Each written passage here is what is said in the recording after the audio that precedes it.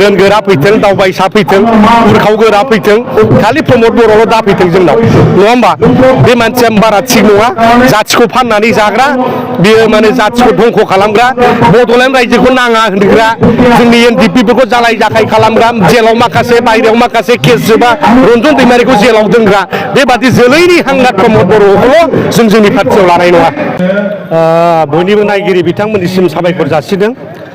दिनै जोङो थांनाय बिसायख'थियाव जेखौ रायजोफोरनि सिगाङाव रादाय होबोदोंमोन मोनबा गेरेन्टि सरकार फैबा जोङो हानि पाट्टा होगोन सेंग्रा सिख्लाफोरनो राङारि अनसुंथाइ होगोन जाहाथे बिजनेस मावनानै जानो हायो आरो सेल्फ हेल्प ग्रुपनो जोङो राङारि अनसुंथाइ होनो होनदोंमोन जाहाथे बिथांमोना गावनि आथिङाव गसंनो हायो आरो जोंनि माबाफोरनो बिकलांगफोरनो राङारि अनसुंथाइ होनाय सिनियर सिटिजेनफोरनो जायफ्रा 60 बोसोर बारबाय बिथांमोननोबो जोङो राङारि अनसुंथाइ होनायनि बाथ्रा दंमोन बे मोनबा गेरेन्टि बे मोनबा गेरेन्टिनि ceremonial distribution of cheques and land pattas बेखौ जोङो खालामबोयै दिनै गसाइगाव जिल्लायाव जोबसिगोन बेनि उनाव 1 बाजियाव जोङो सराइबिल समस्तियाव थांगोन आरो गसाइगाव पार्टी डिस्ट्रिक्ट हिसाबै दिनै जोबस्रांगोन खोब गोजोननाय मोनदों आरो जोंनि रायजो राजाफ्राबो जायफ्रा लिस्टआव हाबजादों बिथांमोना फैजोब्बाय चेक लानो आरो बेल' नङा जों इयुनावबो होलांबाय थागोन बेयो मोनसे जोंनि फ्लेगशिप स्किम बेयो 5 बोसोराव सोलिबाय थागोन आरो 5 बोसोरनि उनाव बिपिएफआ सरकार फैबा बे थाबाय थागोन दा बेवहाय माने गुनो गोथो गैया रायजोनो जे खोथा होदों बेखौ जों लाखिदों दा बेले बेजे बुंग्राफ्रा गोबां बुंगोन जायफ्रा माने क्वालिटि थायो दिनै माबा थायो केपासिटि थायो बे मोनहैगोनबो जेरेखम दा एग्रि फरिखायाव न'खरसेयावनो 7 गाहाम मोनदों नङा होमबा नुवाखै होमबा टेट फरिखायाव न'खरसेयाव 7 गाहाम पास जादलाबायदों बिसिबो फिसायबो पास जादों सोरबा बिहामजोआबो पास जादों नङा होमबा दा बेफोर जागोन जायफ्रा माने स्किल सार्टिफिकेट होनो हादों बिसोर मोनगोन जायफ्रा माने प्रजज्य बेफोर मोनगोन जायनि न'खराव सानैबो लेंग्रा लेंग्रि फिसा दंबा बिमायाबो मेगन मोजां नङा फिसायाबो माने आथिङा मोजां नङा बेलाय न'खरसेयाव सानैयाव मोनखागोन नङा होमबा जायनि न'खराव रावबो हेन्डिकेप गैया बोरै हेन्डिकेपनिखौ मोननांगौ ओमफ्राय सोरहाबा जेनेबा न'खरसेयाव 60 बोसोर सानाय बोराय बुरियानो गैया बे न'खरसेयाव दङ बोरायबो बुरिबो 60 बोसोरनि बारबाय थैथारसै ओरैबादि थाबायनो हायो बिसिनायाव थानाय बे न'खरसेया मोनहैगोन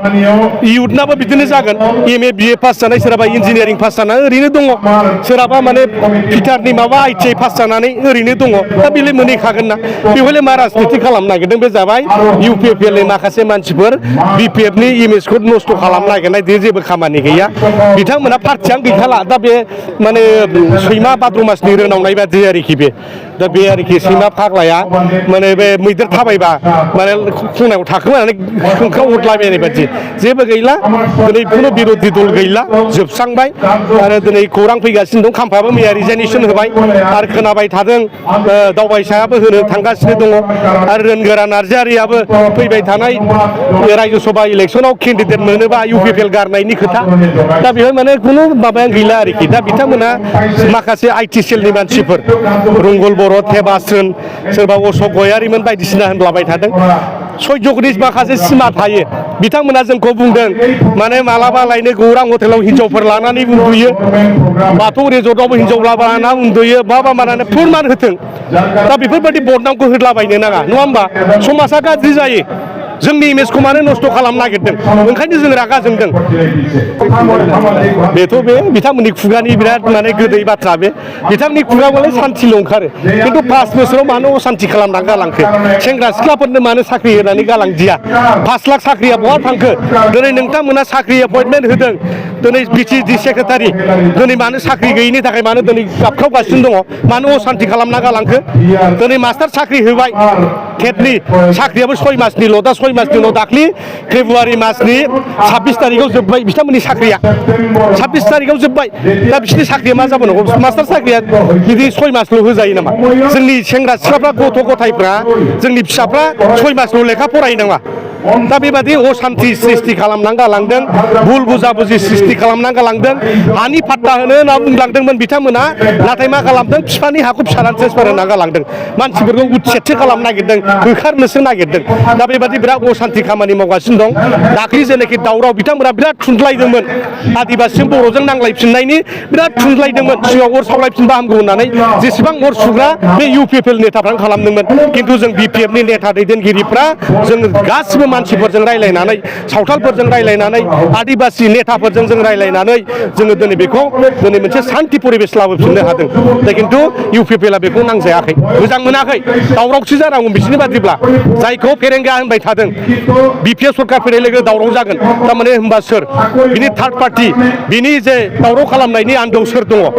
बिथांमोनानो दङ बेखौ स्पस्ट खालामदों बिथांमोना दा जोंखौ मानो दाय होबाय थानो नागिरदों दा ओंखायनो खावलायदों आङो बे रुंगुल बर'मोन सोरबा अशक गयारि केबास्रोनमोन जेसेबांनाखि आइटिएलनि सेलफोर दङ जोंखौ बेबादि मोखाङाव हाद्रि सारनो नाङा हांगार फुननो नाङा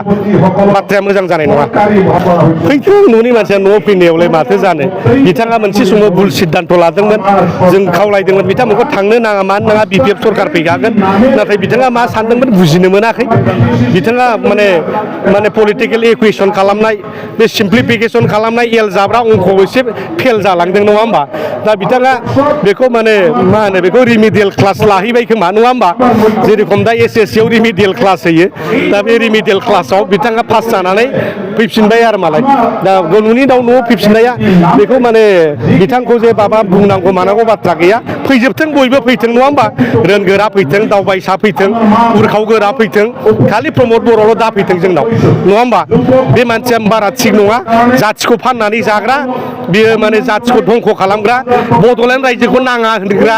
जोंनि एनडिपिफोरखौ जालाय जाखाय खालामग्रा जेलाव माखासे बायहेरायाव माखासे केस जोबा रन्जन दैमारिखौ जेलाव दोनग्रा बेबादि जोलैनि हांगार प्रमद बर'खौल' जों जोंनि पार्टियाव लानाय नङा